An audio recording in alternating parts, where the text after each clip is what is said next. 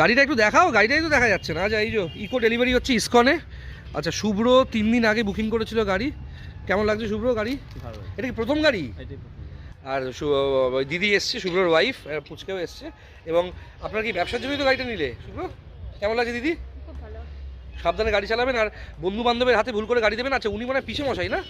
হ্যাঁ। কেমন লাগছে গাড়ি? ভালো। এবং প্রথম ব্যবসা শুরু করছে, অল দ্য বেস্ট। গৌরব কিছু বক্তব্য থাকলে বলো।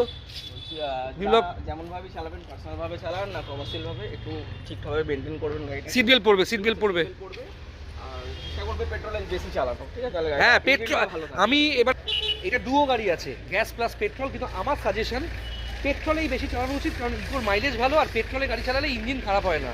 যেটা গ্যাসের মাধ্যমে গাড়ি চালালে কিন্তু ইঞ্জিন ম্যাক্সিমাম জায়গায় খারাপ হয়, ডিলাররা বলে না, আমি বলছি গ্যাস থাকলেই গ্যাসেও চালাতে পারে, মাইলেজটা বিভৎস বেশি পাবে, পেট্রোল থেকে অনেক বেশি পাবে, কিন্তু এই গাড়িতে পেট্রোলেও ভালো মাইলেজ। সাবধানে চালা।